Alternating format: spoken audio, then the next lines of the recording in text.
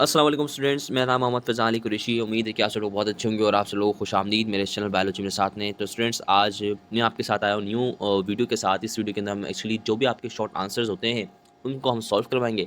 आज जो हम आपकी सिंध टेंथ बोर्ड एग्जाम शुरू की 11वीं क्लास की बायोलॉजी में से जिस चैप्टर के शॉर्ट आंसर को सॉल्व करेंगे वो आपका चैप्टर 7 है। इसके मैं लेक्चर्स अपलोड कर चुका हूँ, कुछ रहते हैं वो भी मैं आपको अपलोड कर दूँगा, लेकिन मैं चाहता हूँ कि शॉर्ट क्वेश्चन हम पहले डिस्कस कर लें ताकि आपके बोर्ड एग्जाम्स में काम आए और थोड़ा लिखने का पैटर्न भी आपको पता चल जाए। जैसे कि आप सब लोग पता है कि चैप्टर 7 का नाम प्रोटोक्टिस है और फंजाई है। हमने प्रोटोक्टिस तो एक्चुअली पूरा कवर कर लिया है, लेकिन फंजाई को हम कवर करेंगे। लेकिन short answer is very important to understand how we attempt the question in the exams. So मैंने आपको इसलिए ताकि आपकी बोर्ड के अंदर हेल्प हो। अगर आप मेरे इस चैनल पर न्यू हो तो काइंडली इसको लाइक कर लीजिए, शेयर कर लीजिए और काइंडली इसको अपने दोस्तों के साथ भी शेयर कीजिए ताकि उनके लिए भी ये कंटेंट फ्री में जाए। और आपको पता है कि अगर आप अकेडमी में जाएंगे इन सब नोट्स की कीमत होती है, लेकिन मैं आपको फ्री में दे रहा हूँ। लेकिन मेरी आपसे ये रिक्वेस्ट है कि आप इसको काइंडली शेयर ज़रूर कीजिए ताकि इल्म सबके पास जाए और ये नोट्स भी सबके लिए ज़रूरी हैं। अगर हम शुरू करते हैं डिस्कस करना। जो पहला सवाल आपकी बुक के अंदर पूछा गया आपसे, वो है कि why is the kingdom Protoctista considered to be the artificial taxon. देखें, आर्टिफिशियल टेक्सोन का मतलब मैं थोड़ा आपको बता दूँ। देखिए, टेक्सोन होता है एक्चुअली नेम। टेक्सोन हम कैसे बोलते हैं, नेमिंग को बोलते हैं, या आप किंगडम को भी बोल सकते हैं। यानी कि प्रोटोक्टिस को क्यों एज अ आर्टिफिशियल किंगडम तस्वुर किया जाता है या कंसीडर किया जाता है। सिंपल सा इसमें आपसे सवाल पूछा जा रहा है। टेक्सोन का आपको मतलब ये समझना है। एक होता है नेचुरल टेक्सोन, एक होता है आर्टिफिशियल टेक्सोन। अब आर्टिफिशियल क्यों कंसीडर किया था इसको हम थोड़ा सा चेक कर लेते हैं। भाई इसलिए किया जाता है कि kingdom Protoctista is artificial kingdom because they are polyphyletic, means not arise from single ancestors. Therefore, taxonomies create kingdom artificially for Protoctis. Hence, इसलिए कि kingdom Protoctista considered as artificial taxon के भाई इसलिए इसको आर्टिफिशियल बनाया गया क्योंकि ये सिंगल एंसेस्टर से अराइज ही नहीं हुआ। इनमें कुछ ऑर्गेनिज्म ऐसे हैं जो एनिमल लाइक हैं, कुछ ऑर्गेनिज्म ऐसे हैं जो प्लांट लाइक हैं, कुछ ऑर्गेनिज्म ऐसे हैं जो फंजाई लाइक हैं। इस वजह से हम जो भी नेचुरल किंगडम होते हैं उस नेचुरल किंगडम के अंदर सिर्फ मोनोफाइलेटिक होते हैं, यानी कि सिंगल एंसेस्टर होते हैं। जैसे प्लांट है, प्लांट के अंदर सिर्फ प्लांट से ही आई हुई जितनी भी स्पीशीज होंगी उनकी बात करेंगे। लेकिन हम प्रोटोक्टिस के अंदर हम ऐसी बात ही नहीं करते। उसमें तो हम प्लांट्स की लाइक प्रोटोक्टिस की बात करते हैं जो कि एलजी होती है, फंजाई लाइक प्रोटोटिस की बात करते हैं जो कि हमारे पास स्लाइम मोल्ड्स होती है, और एनिमल लाइक प्रोटोटिस जैसे कि प्रोटोजोआंस होते हैं उनकी भी बात करते हैं। इस वजह से साइंटिस्ट ने सोचा कि भाई अब हम उनके लिए एक सेपरेट से अलग से एक आर्टिफिशियल किंगडम बना देते हैं ताकि लोगों को क्लासिफिकेशन कर लें, क्योंकि वो जितने भी ऑर्गेनिज्म थे वो दूसरे किंगडम्स के अंदर जो नेचुरल किंगडम्स थे, जो नेचुरल टेक्सोन्स थे, उनके अंदर आगे फिट नहीं होते। इस वजह से इनके लिए अलग से बनाया गया। इस वजह से इनको आर्टिफिशियल टेक्सोन कहते हैं। आपका ये सवाल भी हल हो गया। दूसरा सवाल अब आपसे पूछा जाएगा कि वाई वी से Alva is isomorphic alternation of generation. देखिए, अगर आप में स्टूडेंट्स ने मेरे लेक्चर देखे तो मैंने उधर आपको बताया था कि what is isomorphic alternation of generation. अगर आपने नहीं देखा तो काइंडली आप जाके देखें तो आपको सवाल और भी अच्छा समझ में आएगा, लेकिन मैं इधर आपको और भी इजीली समझा दूंगा अगर आप इधर इस सवाल को समझें मुझसे। देखिए, द टू टाइप्स ऑफ हलवा होते हैं। देखिए, दो टाइप के हलवा होते हैं। सही है, अब वो डिफरेंट होते हैं अकॉर्डिंग टू द सेक्शुअल, अपना वो क्रोमोसोम के बेसिस के ऊपर डिफरेंट होते हैं, लेकिन वो फिजिकल अपीयरेंस जिसको मॉर्फोलॉजी बोलते हैं वो आइडेंटिकल होते हैं। अब वो फिजिकल अपीयरेंस की वजह से आइडेंटिकल होते हैं, इसलिए वो क्या करते हैं, रिप्रोडक्शन करते हैं अल्टरनेटिवली। यानी कि इसमें दो टाइप्स होती है गेमेटोफाइट, एक होती है स्पोरोफाइट। गेमेटोफाइट प्रोड्यूस होता है किससे, स्पोरोफाइट से, और स्पोरोफाइट प्रोड्यूस होता है किससे, गेमेटोफाइट से। यानी कि किसी दूसरे टाइप को प्रोड्यूस होने के लिए किसकी मदद चाहिए, स्पोरोफाइट को प्रोड्यूस होने के लिए किसकी मदद चाहिए, गेमेटोफाइट की। इस टाइप की रिप्रोडक्शन को हम क्या बोलते हैं, अल्टरनेशन ऑफ जनरेशन बोलते हैं। और आइसोमॉर्फिक का मतलब होता है सेम इन अपीयरेंस, यानी कि सेम हो। अब आइसोमॉर्फिक से बोलते हैं क्योंकि दोनों आइडेंटिकल होते हैं। अगर आपके सामने अलवा आ जाए तो आप पहचान नहीं सकते कि कौन सा गेमेटोफाइट है, कौन सा स्पोरोफाइट है। इस वजह से हम अलवा की इसलिए कहते हैं कि वो आइसोमॉर्फिक अल्टरनेशन ऑफ जनरेशन है। समझ रहे आप ये बात। तो आप सवाल भी पढ़ लें, they the two types of ulva known is gametophyte and sporophyte which are morphologically identical and perform both reproduction alternatively. Hence we say alva has isomorphic alternation of generation. इसलिए हम क्या कहते हैं कि अल्वा के पास क्या है, आइसोमॉर्फिक अल्टरनेशन ऑफ जनरेशन है। इस बात को आपने थोड़ा समझना ज़रूरी था ताकि जिन लोगों ने ये लेक्चर नहीं देखा तो उनको बात समझ में आएगा। लेकिन मेरी सजेशन क्या, वो लेक्चर देख सकते हैं, प्ले लिस्ट में आपको मिल जाएगा। फंजाई एंड प्रोटोक्टिस की प्ले लिस्ट में उधर अलग बनाई हुई है आपकी आसानी के लिए। अच्छा, यहाँ तक समझ में आया तो भाई लाइक ज़रूर कर लो ताकि मुझे पता लगे। अब इसी तरीके से क्वेश्चन 3 अब आपसे पूछा जाता है कि भाई why sexual and asexual plant called sporophyte and gametophyte. बहुत आसान सा सवाल है भाई। स्पोरोफाइट्स ये कहते हैं कि वो स्पोर्स प्रोड्यूस करते हैं सेक्सुअली, और गेमेटोफाइट्स ये कहते हैं कि वो गेमेट प्रोड्यूस करते हैं। सिंपल सी बात है, जो कि मेल और फीमेल गेमेट होते हैं। इधर आप पढ़ सकते हैं कि sporophytes asexual because they produce haploid spores, whereas gametophytes are sexual because they produce male and female haploid gametes. ये लिखना ज़रूरी है, तो ये आपका शॉर्ट आंसर हो गया। सिंपल सी बात है, और इधर आपको समझने के लिए ज़रूरी भी था मेरा, ताकि आपको थोड़ा थ्रोली समझाऊँ। अब चौथा सवाल आपसे पूछा जाता है कि protists are link between prokaryotes and eukaryotes like plant and animals. कि अब बोला कि आप इसको एक्सप्लेन करें कि क्यों लिंक्ड है दूसरे से प्रोकैरियोट्स और यूकैरियोट्स के दरमियान में क्यों आते हैं ये। अब आपको एग्जाम्स में कैसे लिखना है कि भाई, अब आपने आंसर कुछ ऐसे लिखना है कि protist linked is linked between prokaryotes and modern eukaryotes, जैसे कि plants, animal, fungi, they are modern eukaryotes because prokaryotes evolve first into protist. यानी कि सबसे पहले दुनिया के अंदर हमारे पास प्रोकैरियोट्स आए। प्रोकैरियोट जैसे ही इवॉल्व हुए तो डायरेक्ट किस में कन्वर्ट हो गए, वो डायरेक्ट प्रोटोक्टिस्ट में कन्वर्ट हो गए। जब वो प्रोटोक्टिस्ट में कन्वर्ट हुए तो किन में चले गए डायरेक्ट हमारे पास, वो डायरेक्ट किन में कन्वर्ट हो गए हमारे पास जाके, प्रोटोटिस्ट से बाद जाके वो किन में कन्वर्ट हो गए, प्लांट्स में कन्वर्ट हो गए, फंजाई में कन्वर्ट हो गए, और वो किन में कन्वर्ट हो गए, एनिमल्स में। इस वजह से हम प्रोटोक्टिस्ट को क्या बोलते हैं कि लिंक्ड हैं किन के दरमियान में, मॉडर्न यूकैरियोट्स के दरमियान में और प्रोकैरियोट्स के दरमियान में प्रोटोक्टिस्ट। लेकिन आपसे ये भी पूछा जाता है एज एमसीक्यूज के is prokaryote eukaryote is a protoctist eukaryote और प्रोकैरियोट। तो आंसर हमारे पास ये होगा कि प्रोटोक्टिस्ट भी हमारे पास क्या होते हैं, यूकैरियोट होते हैं। ये आपको एक एमसीक्यूज भी सॉल्व होगा इधर ही, आपके एग्जाम्स में भी पूछा जा सकता है। अगर आप फ्यूचर में इंटरेस्ट देंगे तो उधर भी आपसे पूछा जाएगा। अब ये सवाल आप पढ़ सकते हैं। Protoctist is link between prokaryotes and modern eukaryotes because prokaryotes evolve first into protoctist which further evolve, जो कि और इवॉल्व होते हैं, कन्वर्ट हो जाते हैं into modern plants, animals. Thus we called, इसलिए हम क्या कहते हैं कि protoctist link between prokaryotes and eukaryotes. इसलिए हम क्या कहते हैं कि प्रोकैरियोट्स क्या होते हैं, लिंक्ड होते हैं किसके दरमियान में, प्रोकैरियोट्स एंड यूकैरियोट्स के। अब ये बात भी आपको क्लियर हो गई कि भाई कैसे लिंक्ड होते हैं प्रोटोक्टिस्ट प्रोकैरियोट्स से और मॉडर्न यूकैरियोट्स से। इसी तरीके से स्टूडेंट्स, अगर हम हमारे अगले सवाल की तरफ चलते हैं तो अगला सवाल हमारे से इधर पूछा जाता है कि चूँकि क्वेश्चन 5 है आपकी टेक्स्ट बुक के अंदर, और ये बहुत आसान है। इसको मैं थोड़ा पैटर्न भी आपको समझाऊंगा कि किस तरीके से आपको ये आपके बोर्ड के एग्जाम्स में आपके पास आ सकता है और कैसे आपको अटैम्प्ट करना है। बोला कि name the various classes of protozoa and how each of their member moves. के बोला कि आपने सबसे पहले नाम लिखने हैं उन क्लासेस के जो प्रोटोजोआस की है, उसके बाद आपने हर एक क्लास की मूवमेंट के बारे में लिखना है कि वो क्लास के अंदर जो ऑर्गेनिज्म आते हैं वो किस तरीके से मूवमेंट करते हैं। देखिए ये बात आपकी बुक में बहुत आसान है कि सबसे पहले आपने क्लासेस लिखनी है। पहले एक क्लास ऐसे लिखते हुए जाना आपने, एक क्लास वन सॉरी मैं इसको थोड़ा सेट कर दूँ। क्लास 1 का लिखने के बाद आपने पहली क्लास लिखनी है ऐसे, क्लास 2 के बाद दूसरी क्लास लिखनी है, क्लास 3 के बाद तीसरी क्लास लिखनी है। अब वो कैसे लिखनी है, ऐसे लिखनी है। सबसे पहले आपने कैसे आंसर शुरू कैसे करना है कि इन क्लास प्रोटोजोआ है 5 members which move distinctly among each other, जो बहुत मुख्तलिफ तरीके से मूव करते हैं आपस के अंदर, जिनकी names and movement of classes given below.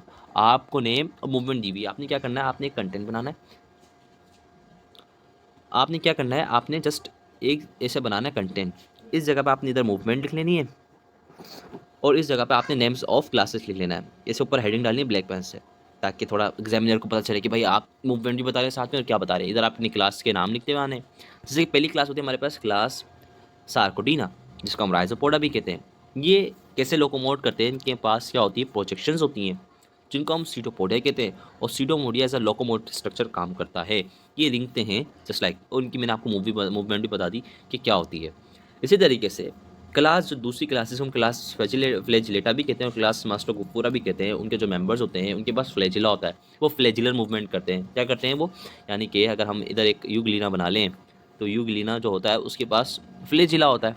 क्या होता है, फ्लैजिला होता है। तो इस वजह से वो कौन सी मूवमेंट करते हैं, फ्लैजिलर मूवमेंट करते हैं क्लास फ्लैजिलेटा के। तो ये भी हमारी बात, ये भी आपका बात क्लियर हो गई होगी। और ये मैं आपको पढ़ा भी चुका हूँ, और अगर आप खुद भी पढ़ेंगे तो आपको तो समझ में आएगा। इसके भी सारे लेक्चर मैं आपको पढ़ा चुका हूँ। अगर आप कोई भी सवाल हो तो आप अभी भी पूछ सकते हैं, लेकिन मेरे लेक्चर देखेंगे तो आपका कोई सवाल नहीं बचेगा इंशाल्लाह।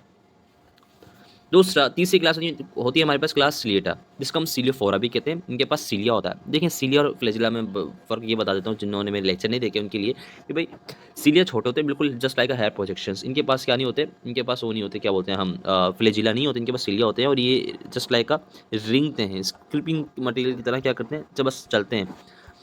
सीलिया के अंदर ही फ़र्क होता है। इसी तरीके से क्लास सेक्टोरिया, क्लास सेक्टोरिया के पास भी क्या होता है, इनके पास अर्ली स्टेज के अंदर क्या होता है, सिलिया होता है, जो कि क्या हो जाता है जब वो एडल्ट होता है।